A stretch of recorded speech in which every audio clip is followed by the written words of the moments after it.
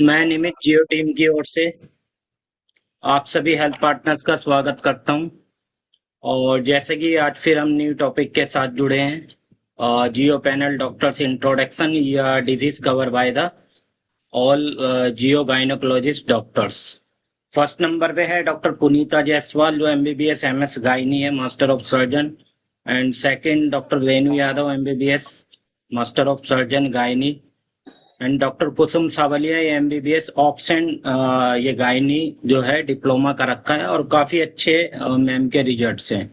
And doctor Shilpa रानी, ये MBBS है, new join किए हैं और जो है फीमेल पेशेंट को देखते हैं, गायनी केस देखते हैं। फिर है डॉक्टर शिवा खुराना, जो एमबीबीएस पीजीडीएमसी डिप्लोमा का रखा है और मैम के जो है पीडियाट्रिक पेशेंट भी देखते हैं, जर्नल केस भी देखते हैं और साथ में जर्नल केस में फीमेल केस जैसे कि गायनी केस या फिर प्रेगनेंसी रिलेटेड जो भी केस रहेंगे।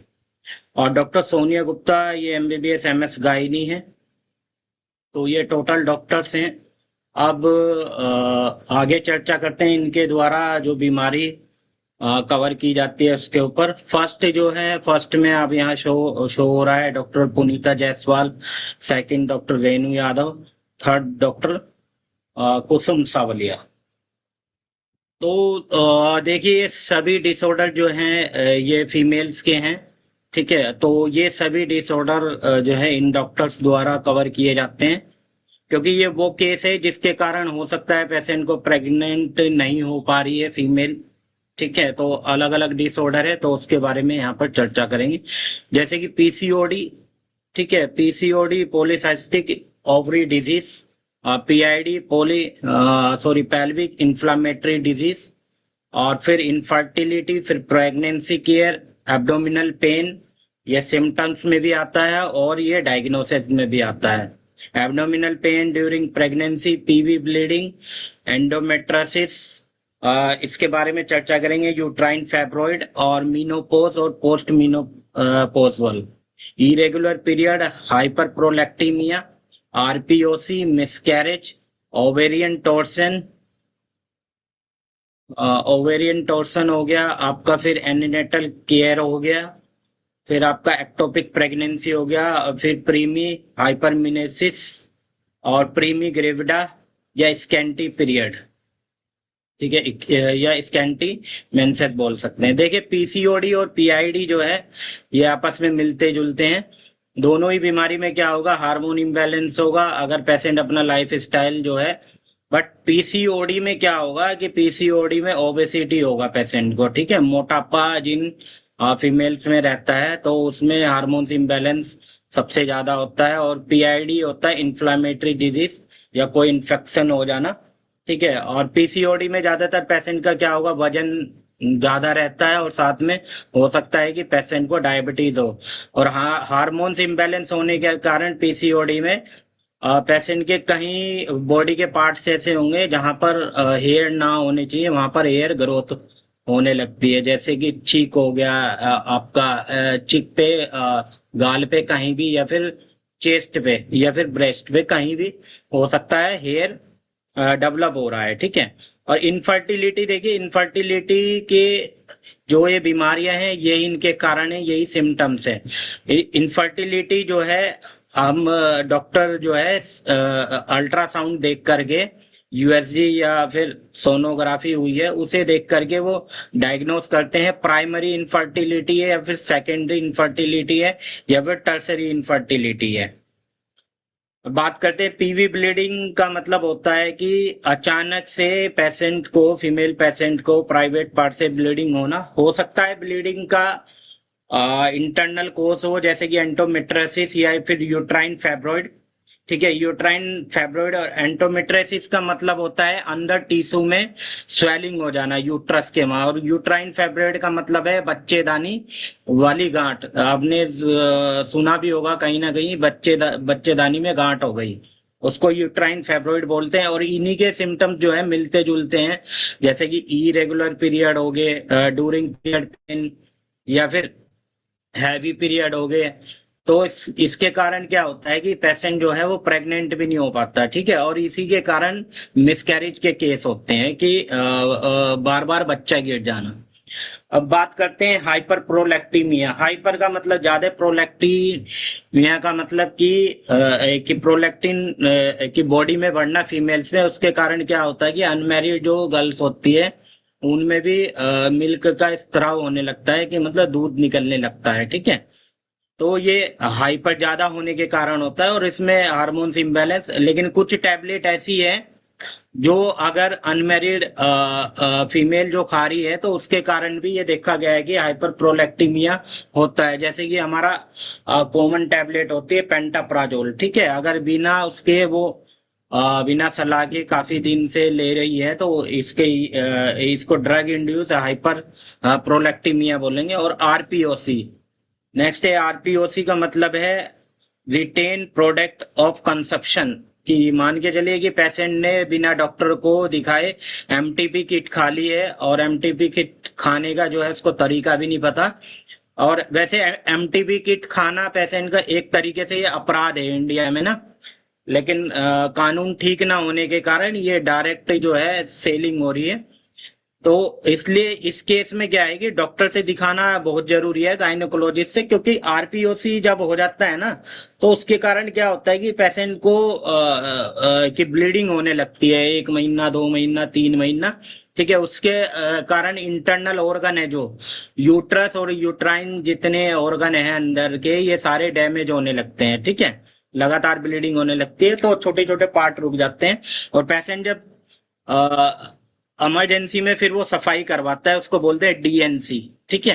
लेकिन डीएनसी से बचने के लिए हमारे पैनल पे ये तीनों डॉक्टर से, सॉरी, पांचों डॉक्टर से सबसे टॉप सर रिजल्ट। आवाज नहीं आ रही है थोड़ा। वॉइस नहीं आ हेलो। रही है सर मेरी? आप सभी को वॉइस आ रही है? ऑडिबल हैं सर आप? वॉइस क्लियर है वॉइस सर। नहीं आ रही है, वॉइस नहीं आ रही है सर। सभी नेटवर्क को इशू वॉइस है, नहीं आ रही है नेटवर्क मेरी? सर आपका नेटवर्क उनका नेटवर्क इशू इशू है। होगा जी। अच्छा ठीक है सर, ओके। जी।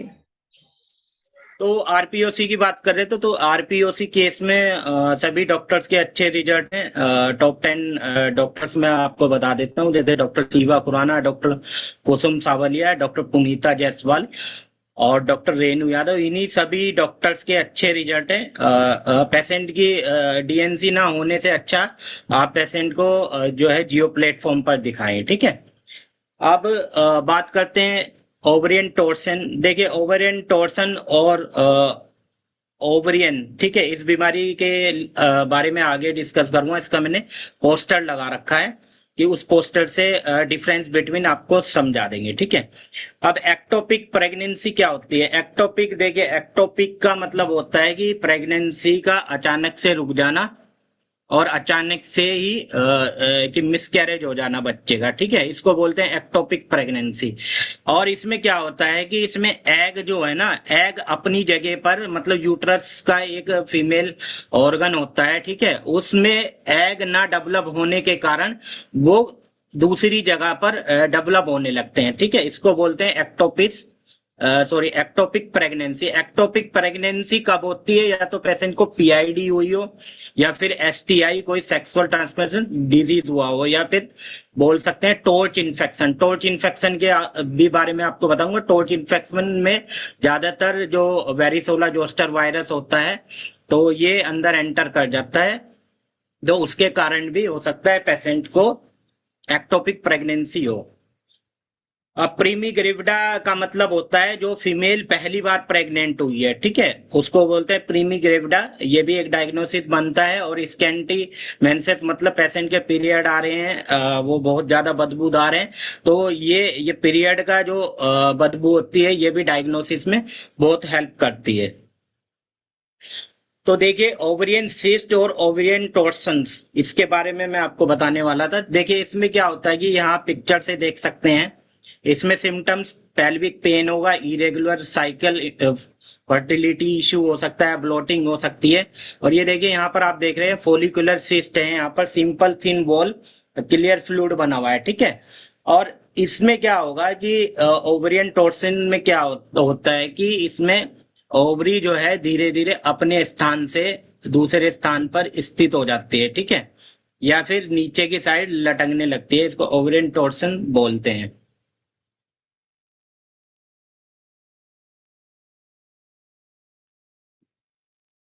तो नेक्स्ट है यूटीआई। यूटीआई भी देखिए जो है इन सभी डॉक्टर्स के द्वारा कवर किया जाता है, क्योंकि यूटीआई को इग्नोर करेंगे हो सकता है कि इन्फेक्शन ज्यादा हो जाए, या फिर एसटीडी इन्फेक्शन होते हैं। इसमें क्या होता है कि पेशेंट को कोई भी इन्फेक्शन लग जाता है आउटर साइड से, vaginal cyst, fungal infection, Volvo vaginitis, मतलब जो वेजाइना है उसमें इन्फेक्शन होना, वाइट डिस्चार्ज होना, ओवरियन सिस्ट में आप देख सकते हैं यहाँ पर नॉर्मल ओवरी जो होती है उसमें अचानक से गांठ हो जाना, उसको बोलते हैं ओवेरियन सिस्ट। ठीक है, नॉर्मल ओवरी है यहाँ पर ये, और यहाँ पर एक गोली बनी हुई है, इसको बोलते हैं ओवेरियन सिस्ट। यूट्राइन प्रोलैप्स क्या होता है? यूट्राइन प्रोलैप्स होता है कि यूट्रस अपनी जगह से नीचे की ओर घिस जाना। ठीक है, इसके कारण भी अगर एक प्रेग्नेंट वूमेन है और यूट्राइन प्रोलैप्स हो रहा है, हो सकता है कि मिसकैरेज के चांस ज्यादा हो जाए। तो ये भी जनरल मेडिसिन वाले केस होते हैं जो मैम सभी मैम देख सकते हैं। मान के चलिए पेशेंट की प्रेग्नेंट है, उसको फीवर, नोजिया, वोमिटिंग, ठीक है, और वोमिटिंग कॉमन होता है, इसलिए पेशेंट को जो है प्रेग्नेंट है तो उसका डायग्नोस कराना बहुत जरूरी है। एनीमिया, हाइपरटेंशन और हाइपोथायरॉयडिज्म और हाइपरथायरॉयडिज्म। देन है एंजाइटी, जॉइंटिस और general weakness. And skin infection और रेस्पिरेटरी, देखिए ये दोनों के लिए, मदर और चाइल्ड के लिए, दोनों के लिए जो है गायनेकोलॉजिस्ट डॉक्टर देखते हैं। ठीक है, और साथ में डिफेक्ट हो जाना बच्चे का, ये भी skin disease, children and adults दोनों के लिए, निमोनिया चिल्ड्रंस के लिए, वायरल इन्फेक्शन या फिर वैक्सीनेशन जो होता है प्रॉपर।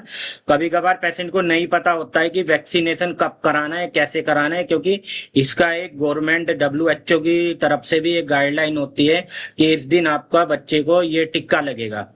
इसलिए गायनेकोलॉजिस्ट भी जो है इसके बारे में बहुत अच्छे से समझाते हैं कौन सा टिक्का कब लगना चाहिए। फिर नेक्स्ट आता है breast and fertility care, fibro adenoma.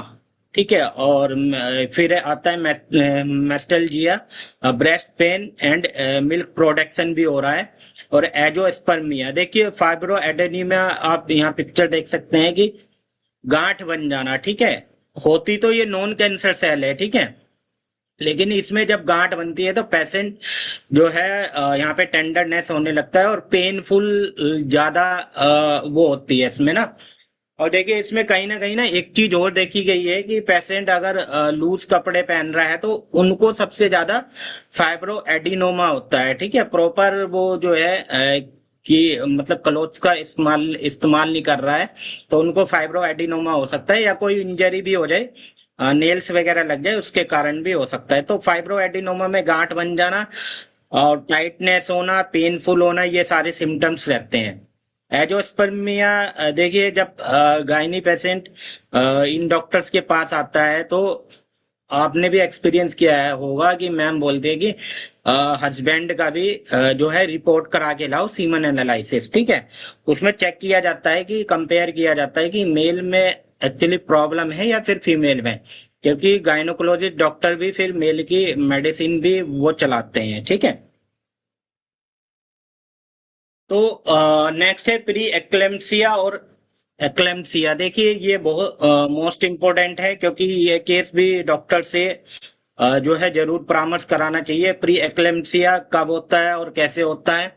देखिए हाइपरटेंशन आफ्टर 20 वीक प्रेगनेंसी। ठीक है, 20 वीक प्रेगनेंसी के बाद अगर बीपी अचानक से बढ़ रहा है, प्रोटीन यूरिया आ रहा है, ठीक है, एडिमा हो रहा है, एडिमा मतलब स्वेलिंग हो रही है, हेडेक हो रहा है और विजुअल डिस्टरबेंस हो रहा है, दिखने में उनको प्रॉब्लम हो रही है, धुंधला दिखाई दे रहा है।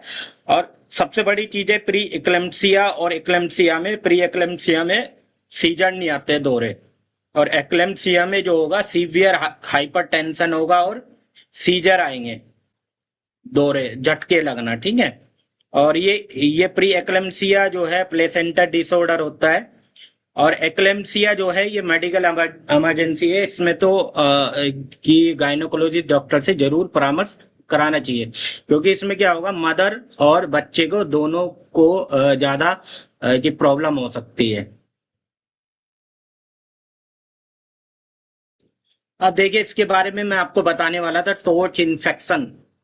टोर्च इन्फेक्शन क्या होता है, ये भी क्या होता है कि कभी कभार कि पता ही नहीं लग पाता कि किस कारण जो है बच्चा गिर रहा है, क्योंकि गायनोकोलॉजिस्ट डॉक्टर्स एक्सपर्ट होते हैं, वही इनके टेस्ट कराते हैं फीमेल्स के, तो उसके द्वारा पता चलता है कि पेशेंट को इस कारण से बच्चा नहीं हो पा रहा है। ठीक है, टोर्च इन्फेक्शन के कारण होता क्या है कि टोर्च इन्फेक्शन के कारण पहले तो बच्चे में कंजेंटल कुछ भी दिक्कत हो सकती है, लिप लिप कटना या फिर हेड का बड़ा होना, सिर का बड़ा होना।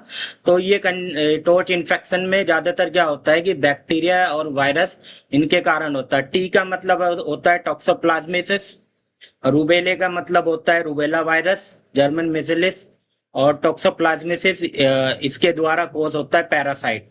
अदर इन्फेक्शन जो है सिफिलिस होगा, वेरिसेला जोस्टर वायरस होगा, और हर्पिस जोस्टर वायरस भी, और एक होता है साइटोमेगलो वायरस। ठीक है, सीएमवी बोलते हैं इसको। तो ये सारा टोर्च इन्फेक्शन को चेक करने के लिए इनके सबके टेस्ट कराए जाते हैं। अब आता है एमनियोटिक फ्लूइड लेवल, एएफएल बोल सकते हैं या आप इसको एएफआई बोल सकते हैं। ठीक है, ये भी देखिए बहुत जरूरी होता है, क्योंकि जो गायनोकोलॉजिस्ट हैं ये सारी चीजें कवर करते हैं, सारे टेस्ट कराते हैं। ठीक है, एक नॉर्मल होता है, एक लो होता है, एक हाई होता है। लो जब हो जाएगा उसको बोलते हैं ओलिगोमेडेसिस, या फिर हाई हो जाएगा पॉलीहाइड्रोमेनेसिस। ठीक है, इसके कारण भी क्या है कि बच्चे को कि कभी कभार मदर और बच्चे को दोनों को कि कुछ भी रिस्क हो सकता है। हो सकता है कि ग्रोथ कम हो बच्चे की, ठीक है, टाइम पर बच्चा पैदा ना हो, ठीक है, टाइम समय से पहले हो जाना। ठीक है, ये सारा इसमें रहेगा। रिस्क ऑफ प्लेसेंटा एब्सॉर्प्शन हो जाएगा। ठीक है, ये भी हो सकता है, कोई इंजरी हो सकती है। तो ये सारी प्रॉब्लम रहेगी पेशेंट को। And thank you all of you, आप सभी को समझ आया। अगर किसी के कोई डाउट क्वेश्चन है तो मेरे से पूछ सकते हैं।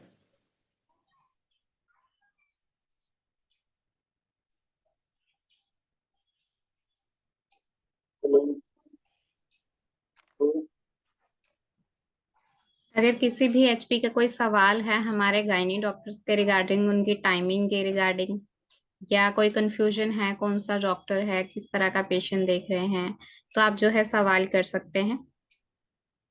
हेलो जी बोलिए सर। जी, डॉक्टर बीएससी यादव जी पूछिए। नमस्कार। नमस्कार सर। अरे ये टार्च इन्फेक्शन क्या खत्म हो सकता है, नहीं खत्म हो सकता? हाँ सर, खत्म हो सकता है। टोर्च इन्फेक्शन जो है, देखिए टोर्च इन्फेक्शन के कारण क्या होता है, सबसे पहला टोर्च इन्फेक्शन के कारण हो सकता है लो बर्थ वेट, बच्चे का वजन कम हो। ठीक है, तो अगर आप एमएस गायनी डॉक्टर से जियो पैनल पे दिखाएंगे तो वो काफी केस सॉल्व हुए हैं सर। लेकिन देखो सर, फिर से मैं रिपीट करूंगा, क्योंकि सही समय पर फॉलो अप लेना पेशेंट का, और सही समय पे ट्रीटमेंट लेना, तो पेशेंट 100% ठीक हो सकता है। टार्च इन्फेक्शन का इलाज 2 बार 3 बार हो चुका है। अच्छा, अच्छा, तो कोई उसके बात नहीं बाद सर। भी दोबारा हो जाता बताइए। है फिर? अच्छा, टोर्च इन्फेक्शन में कौन सा वायरस निकल के आया है सर, रूबेला आया है या कौन सा? कौन सा था? अरे है कोई एनसीबी करके है। एमसीबी आया है। ठीक है, ओके। तो आप एक काम कीजिए कि आफ्टर वेबिनार अगर आपके पास रिपोर्ट है तो मुझे शेयर कीजिए, और डॉक्टर पुनीता जायसवाल मैम है या फिर डॉक्टर रेनू यादव, इनसे एक बार परामर्श कराइए। मैडम को दिखाए थे हम आपके पैनल पे। क्या कह रहे हैं सर? ऐसे मैडम जी को दिखाए थे सिवा खुराना को। अच्छा, तो अभी आराम हुआ है सर? दोबारा कराया पेशेंट को तो पता चले। अच्छा, नहीं सर, देखिए फॉलो अप लेना जरूरी है सर। बिना फॉलो अप के देखो कुछ पता नहीं चलता, क्योंकि हम हर बार यही बोलते हैं कि, और आपने देखा भी होगा हमारे हेल्थ पार्टनर ने काफी, आस मोहम्मद जी ने ये चीज एक्सप्लेन की थी कि आप पेशेंट का फॉलो अप जरूर लें। फॉलो अप लेने से क्या होता है कि नेक्स्ट टाइम पेशेंट की कंडीशन पता लगा लेते हैं डॉक्टर, इसको कितना % आराम हुआ है। तो प्लीज आप पेशेंट का फॉलो अप ले, एक बार दोबारा रिपीट उसको दिखाएं डॉक्टर से। जांच दोबारा करवा के कौन मैडम को बताया? डॉक्टर पुनीता जायसवाल या डॉक्टर रेणु यादव? ठीक है। ठीक है सर। ठीक।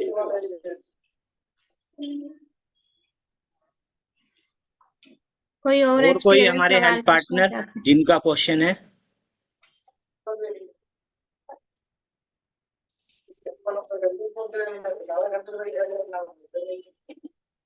ठीक है सर।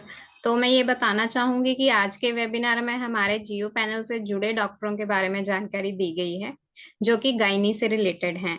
आप सभी गायनोकोलॉजिस्ट से जुड़े केस जो आप निमि सर ने आज बताए हैं, उन पेशेंट को दिखा सकते हैं। अगर आपके क्लिनिक में ऐसे पेशेंट आ रहे हैं, परेशानियों से जूझ रहे हैं, या काफी समय से इनफर्टिलिटी का इशू है, क्योंकि आजकल की लाइफस्टाइल और खान पान इस तरीके का कि हर 10 में से 7 महिलाओं को इनफर्टिलिटी का इशू रहता है, तो आप हमारे डॉक्टर्स को दिखा सकते हैं। हमारे डॉक्टर्स के बहुत ही बेहतरीन परसेंटेज रिजल्ट रहे हैं, पेशेंट को सकारात्मक परिणाम प्राप्त हुए हैं।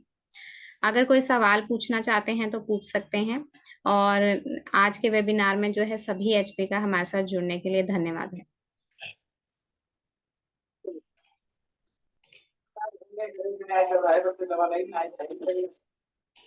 ठीक है निमित सर, रैप अप करते हैं। शायद अभी किसी HP का कोई क्वेश्चन नहीं है।